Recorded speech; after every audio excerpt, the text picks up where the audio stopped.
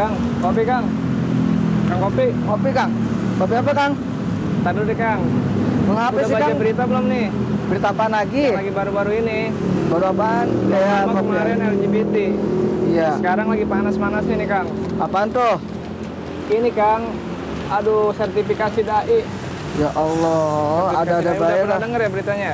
Belum Kang, itu ada aja. Itu dari siapa Kang? Menteri Agama kita Kang, Indonesia biasa. Kali saya puyeng banget tahu ini. Makanya saya datang ke sini nih. Tempat kopi. Iyalah. Iya. Ngopi itu kan nikmat Kang. Bener. Udah, Jadi seolah-olah DAI ini nih Apanya, udah Kang? kayak ini aja, pajak tanah. Harus ada sertifikatnya. Ya Allah. Emang gitu apa kali ya? Assalamualaikum. Waalaikumsalam warahmatullahi wabarakatuh. Gimana Ya. kabar ini? Iya, Set. Ngopi, Ngopi, Set. ngopi, ngopi. Iya, mantap ini. Ngopi apa nih? Saya ngobrolin apa serius banget Roman ini? Tahu nih, Set, saya puyeng nih. Tadi saya baca berita. Menteri Agama kita masa DAI disuruh pakai sertifikat. Kayak pajak aja, Set, ada sertifikatnya. Mobil kali sertifikat. Iya. Saya puyeng nih. Jadi ketawa nih, aduh, Set. Iya.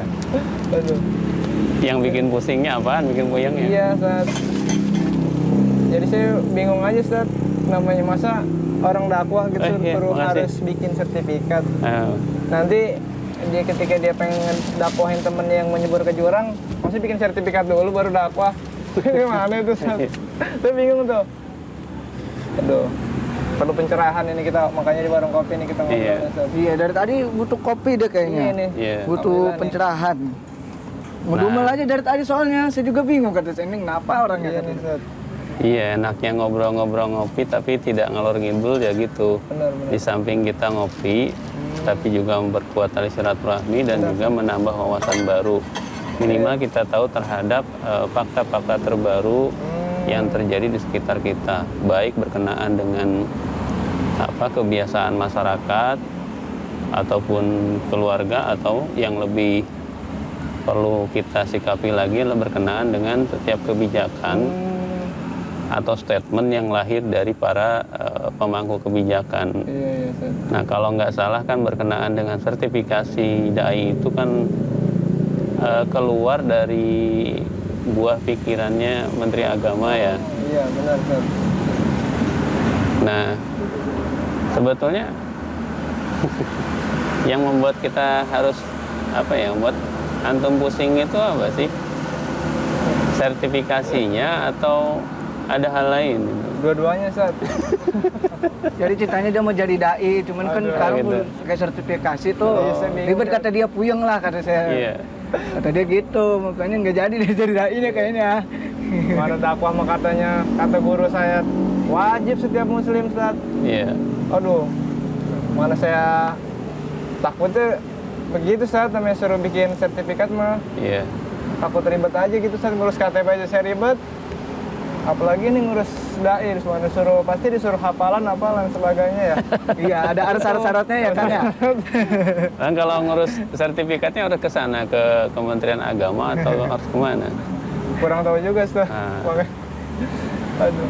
Mungkin terkait itu kan bukan persoalan kemana kita harus mengurus sertifikatnya, tetapi berkenaan dengan apakah kebijakan itu bisa berpengaruh positif terhadap umat atau tidak gitu kan ya. Iya. Kenapa? Karena kalau kita saksikan umat saat ini kan semakin lama semakin terpuruk. Dalam beberapa beberapa beberapa pandangan atau beberapa sudut kita lihat ada yang masih asik dengan aktivitas mabuk, narkoba, kemudian pergaulan bebas. Ada juga yang masih nyaman dengan aktivitas ribawi gitu kan. Kemudian berbagai kemaksiatan lain seperti semakin meningkatnya korupsi ataupun juga pelacuran. Nah, ini yang sebetulnya harus disikapi. Dan tentunya ini juga harus menjadi perhatian serius para pemangku kebijakan tadi. Seharusnya mereka itu lebih fokus ke sana. Bagaimana mengentaskan persoalan-persoalan tadi, kemudian mencegah agar tidak timbul kembali persoalan-persoalan tersebut. Nah, kalau kemudian yang dipersalahkan itu adalah para dai, katakanlah, Tentu ini menjadi tanda tanya besar bagi kita yang orang awam gitu. Kenapa? Karena kita tahu para dai itu yang notabene itu mereka biasanya bergerak, beramal, beraktivitas itu tanpa pamrih. Benar. Ya. Coba kalau antum dengar ada nggak katakanlah level-level kiai kampung ketika mereka diminta ngisi acara, sebuah acara, apakah mereka pernah pasang tarif? Yang saya tahu enggak. Enggak kan? Benar. Misalkan katakanlah antum misalkan Kiai Salman misalkan ya. Subhanallah. Pak Kiai. Bisa nggak Pak Kiai untuk ngisi maulid, acara maulidan gitu kan? Pasti ya nggak pernah jawab. Bisa, tapi dengan catatan gitu. Honor saya sekian biasanya. Kecuali dulu pernah ada lah gitu ya. Betul. Tapi itu kan hanya segelintir dari sekian banyak gitu ya. Nah, artinya tatkala orang-orang yang menyebarkan kebaikan tadi, menyampaikan perkara yang hak, kemudian dipermasalahkan, ini menjadi suatu pertanyaan yang besar bagi kita. Ada apa sebenarnya gitu loh. Yang kemudian muncul di beberapa media, alasan yang dibuat diberlakukan sertifikasi tadi adalah mencegah penyebaran radikalisme. Lah, kita tanyakan kembali sebetulnya, yang menyebarkan radikalisme itu siapa? Kalau beliau kemudian menyalahkan bahwa para dai itu yang menyebarkan radikalisme, berarti dia sudah menuduh bahwa Islam itu penyebab radikalisme. Nah, layakkah ucapan seperti itu keluar dari mulut seorang menteri agama? Ya, itu dia, Ustaz, makanya asal-asal jeblak aja ngomongnya, Ustaz, bikin kebijakannya. Makanya puyeng nih bacanya. Mungkin dia kurang ngopi, Kang, menteri agamanya. Bisa jadi ya, Kang ya. Iya, bisa jadi. Kurang ngopi kesini kayaknya. Harus mangkal di depan. Nah, kita harus mangkal kita. Harus sering-sering ngopi gitu. Iya, harus sering ngopi. Mungkin dia sering ngopi, tapi karena kebanyakan ngopi jadi berbeda gitu yang keluarnya gitu. Kebanyakan Bisa kopinya. juga. Kopinya yang satu gelas jadi 2 gelas. Nah, ya. Nah, yang mungkin semakin ini lagi adalah tatkala kebijakan-kebijakan seperti itu sejauh mana pengaruhnya terhadap generasi muda yang kalau kita saksikan pada saat sekarang kan generasi muda itu sudah mulai tumbuh kesadarannya ya. Tumbuh kesadarannya untuk apa? Katakanlah menjadi lebih baik. Yang tadinya mereka biasa nongkrong-nongkrong sambil nenggak atau nyekek botol gitu katakanlah ya. Itu sudah mulai ditinggalkan. Yang tadinya biasa nongkrong sambil sambil nyekek cewek. Bukan nyekek gelas gitu ya. Gitu kan. Nah, hal-hal seperti tadi seharusnya kan itu disikapi dengan baik. Bagaimana? Apakah hal itu terjadi dengan sendirinya atau seperti apa? Iya benar. Karena pada faktanya generasi milenial itu kalau kemudian mereka dipaksa untuk datang ke masjid secara tiba-tiba itu suatu perkara yang Berat.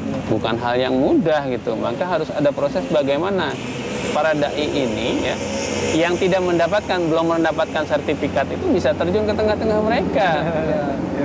Iya kan? Nah, kalau kemudian dai ini harus mendapatkan sertifikasi dari Kemenag yang katanya sekitar 8.000 gitu kan ya. 8.000-an dibagi berapa provinsi. Kira-kira ya kita pertanyakan kembali, kira-kira bisa nggak mengcover gitu loh rakyat Indonesia yang jumlahnya lebih dari 250 juta tadi. Iya, banyak banget kan di dunia ya, Kang. Katakanlah yang muslimnya sekitar 180 juta misalkan. Bisa nggak mengcover yang 8.000 tadi? Kalau semuanya harus dihandle oleh dai-dai yang sudah bersertifikat tersebut. Kan nggak mungkin. Iya, benar. Mungkin dari 8.000 mungkin nanti ditugas-tugasin kali gitu, Kang ya, atau Cara ribet juga, Kang. Oh, ribet juga ya? Bangsa saja pada berantem nih, Kang. Oh iya. Data-data bangsa sama ini. Gitu ya, panggil Terus salsa. ujung-ujungnya artinya yang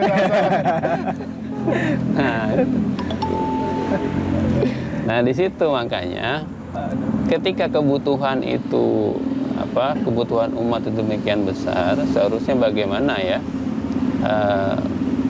para pemangku kebijakan ini mencurahkan waktu, tenaga, dan pikirannya untuk menjadi pengayom umat. Benar. Karena kalau kita perhatikan atau kita kembalikan kepada konteks Islam bahwa penguasa itu fungsinya sebagai apa? Riayatu su'unil ummah gitu loh. Mereka itu bagaimana meriayah memenuhi kebutuhan umat. Benar. Nah, kalau misalkan kebutuhannya berkenaan dengan faktor non materi, maka itu bagaimana upaya pemenuhan tersebut? Apakah harus cukup dengan materi? Kan tidak. Nah, tentunya ini suatu hal yang memang perlu kita jadikan apa ya, perkara serius mungkin ya bagi kita, bagaimana hal ini agar ya tidak sampai menjadi sebuah apa ya, peraturan yang baku yang kemudian tatkala misalkan di masjid sholat Jumat seperti tadi, itu dai yang sudah dijadwalkan punya sertifikat itu nggak datang. Apakah akan bubar Jumatannya nggak jadi? Bingungan nyari itunya. Iya. Nah, Dai-nya. kan jadi aneh gitu ya. Iya, benar. Nah, kalau perkara yang lain sih mungkin boleh lah dapat sertifikat kayak keahlian yang memang membutuhkan keahlian seperti halnya tukang las gitu ya. Atau misalkan apalagi? Tukang kopi gitu kan. Oh, Tukang kopi dapat Pengen juga sertifikat gitu ya. tukang kopi ya. baru tahu gitu kan tukang ya. kopi dapat sertifikat. Barangkali kan. Tukang kopi internasional gitu. Sertifikatnya keluar dari mana? Keluar dari pelanggannya. Iya betul. Salah satunya itu. Wah, ini Kopinya kopinya enak nih. Dapat sertifikat itu. Aduh. Kalau mau sertifikat nggak usah ke Menteri Agama, saya aja yang bikinin luar pakai kertas. Terus saya print. Pakai kertas biasa. Iya, saya juga tadi dapat kiriman terkait dengan itu ya. Oh, Saya juga baru bagus nih baca-baca kayak ini. sedikit berkenaan dengan sertifikasi itu. Nah ini, ya memang salah satu alasannya tadi untuk mencegah penyebaran radikalisme katanya. Katanya. Tapi saya sih berharap paham seperti ini ya, atau apa namanya, buah pikiran seperti ini bukan keluar dari pemangku kebijakan yang mengatasnamakan agama gitu loh. Artinya apa? Kalau ini kemudian lahir dari buah pikiran pemangku kebijakan yang mengatasnamakan agama, yang kemudian dari isi kebijakan tersebut mengindikasikan atau mengarah kepada mewaspadai umat Islam itu sendiri, kan berbahaya. Artinya ada kecurigaan yang besar terhadap umat, terhadap rakyatnya sendiri. Nah, kalau seperti itu jadinya berbahaya. Bagaimana mungkin dia bisa menjalankan fungsinya sebagai apa namanya, pemimpin yang meriayatu su'unil ummah tadi, mengurusi kepentingan umat, ketika di dalam dirinya sudah ada kecurigaan yang demikian besar terhadap umatnya. Iya, iya, iya. Orang mau ngadain Maulid Nabi, wah, coba ini Cek dulu kayaknya gitu. Iya, iya, iya, benar. seperti itu kan. Jangan-jangan nanti nikahan pun harus ini dulu, izin dulu ke sono mari. Waduh, bahaya juga kan. Iya. Iya, benar. Harus dapat sertifikatnya kalau mau nikah gitu nanti ya. Ya kalau itu memang sudah ada. Nah. Sudah ada ya.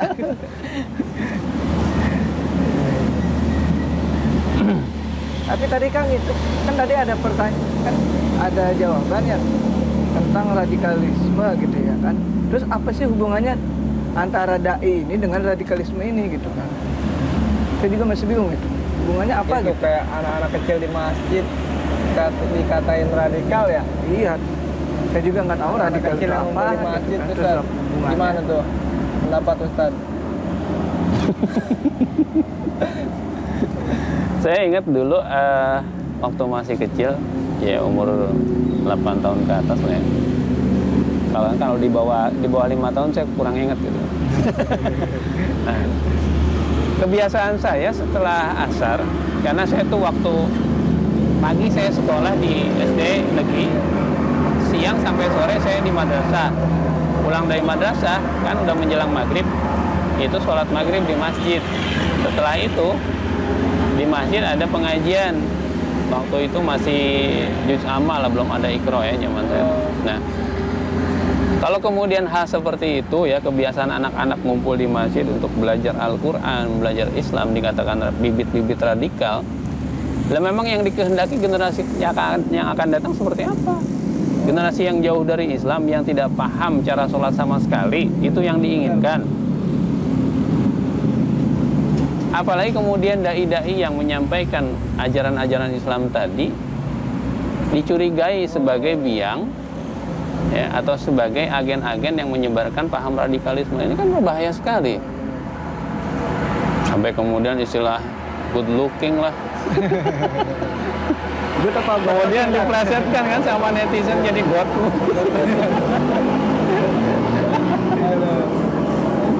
Nah itu. Kalau kemudian para dai itu tadi dikatakan seperti itu, yang hasilnya untuk saat ini sudah kita bisa rasakan gitu ya, mulai terjadi perubahan yang luar biasa di kalangan kaum muda. Kemudian dikatakan sebagai agen-agen penyebar radikalisme, berarti ya itu tadi ngopinya kurang banyak mungkin. Sama lagi. Jadi dia ngantuk terus nggak ngeliat faktanya gitu loh. Padahal kalau ngeliat faktanya, siapa yang banyak merubah, yang biasa nongkrong-nongkrong di jalan, yang biasa geber-geber motor, trek-trekan menjadi lebih baik. Iya, benar. Kan bukan god looking. Bukan good looking, bukan good looking. Jadinya apa? Oke. Tapi ini ngomong-ngomong, biasanya suka sama teman kemana teman-temannya nih? Katanya sih ntar mau datang. Oh, gitu. Iya. Makanya pengen kalau udah paham maksud di sini, kan dari penjelasan Ustaz tadi kan bisa nyampein ke teman-teman ya. Kalau ada yang nanya kan terkait apa kebijakan Menteri Agama kita nih yang ngawur. Kalau saya ngawur Ustaz. Ya, sertifikat dai itu kan saya pernah katanya ya Ustaz ya. Itu kan datangnya dari Allah langsung kan. Karena para dai itu warasatul anbiya, pewarisnya para nabi. Kok dibuat sertifikat, jadi seolah-olah Menteri Agama ini masuk ke wilayah itu yang memang itu Allah sendiri kan yang menentukan itu. Jadi ikut-ikut campur di situ dia. Udah biarin dia urus yang lain aja, maksudnya jangan kesini-sini saat. Iya. Iya. Kasihan yang teman-teman kita yang mau nyemplung ke jurang, kalau kudu yang nasihatin kudu bikin sertifikat repot juga. Keburu nyemplung gitu. Keburu Nyebur duluan gitu. duluan. Kalau ibarat zaman sekarang kan lagi ramai COVID ya. Kabar-kabarnya kan COVID juga sudah mulai kewalahan nih. Dari tenaga medis dengan pasien yang ada gitu ya. Jumlah pasien yang ada tidak bisa di-cover oleh tenaga medis yang tersedia. Karena tenaga medisnya juga pada berguguran satu persatu. Benar. Nah, kalau dikaitkan dengan dai yang harus mendapatkan sertifikat tadi, apakah berbanding yakin gitu ya jumlah umat di Indonesia dengan dai yang mendapatkan sertifikat itu? Kalau kemudian tidak berbanding, katakanlah ini secara hitung-hitungan saja. Itu tadi, ada orang yang sudah frustasi mau nyemplung ke jurang karena tidak ada dai-nya, akhirnya nyemplung. Udah keburu nyemplung. Nggak ada yang mencegah kan? Itu dari sisi jumlah. Kemudian dari sisi efektivitasnya, yakin memang bisa seefektif itu? Iya. Saya kira enggak. Kenapa? Karena level ataupun apa namanya, ya level masyarakat yang harus disentuh itu tidak bisa ditentukan di satu titik.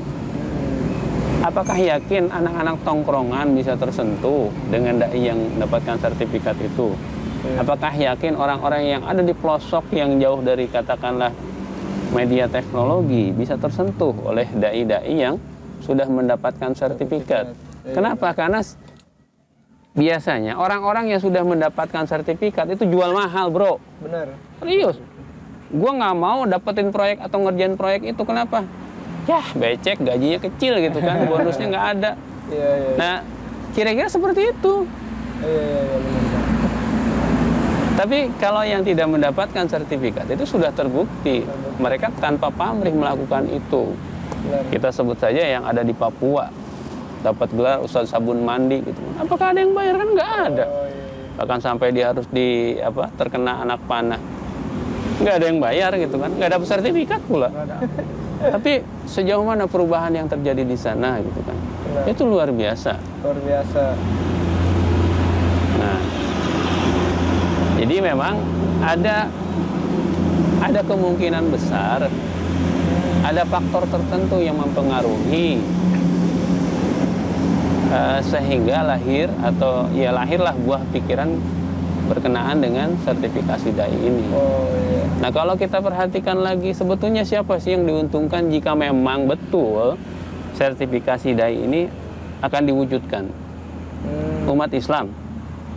Saya kira enggak. Justru yang diuntungkan adalah orang-orang yang memang tidak suka terhadap Islam. Benar. Menjajah ya, Ustaz. Iya, bisa jadi seperti itu. Kenapa?